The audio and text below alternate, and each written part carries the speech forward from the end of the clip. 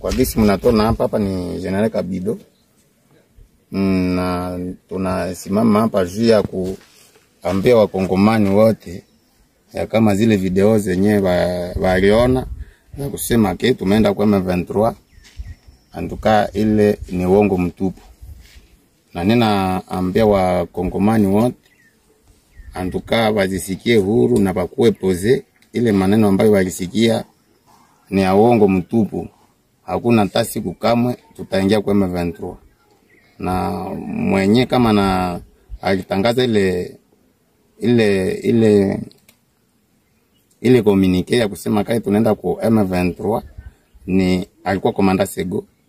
Na kwa komanda Sego yangu yeye alikieka na chama yake kutoka nao Masisi.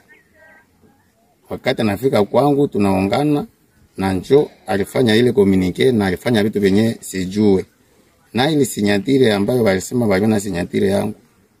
Ikikuwa kusema mimi nilitosha communique, ningetia sinyatire yangu na kutia kashe zangu. Lakini hakuna kashe na njo maana pale niko naambia wakongomani waone kama alifanya vitu vyenye haviwezekane na alisikane ile sinyatire yangu. Na waza wa siku mingi alikuwa mwele chama ya nani ya Karairi akabomola, akakuwa mchama ya Gido akabomola, akakuwa mchama ya nani ya Rwanda akabomola mpaka alifika hapa kwa FPP na anabomola. Nikusema yeye tulikuwa naye ni mjanja, hatujui vitu yenyewe anafanya. Na ninatangazia wakongomani wote na wakubwa wote wa inji anduka ile yote yenyewe waliona ni uongo mtupu. Na jeshi yangu yote niko nayo. Yeye alibakia na kidogo yake nyaki nayo. Jeshi yangu yote ambayo niko nayo yote niko nayo.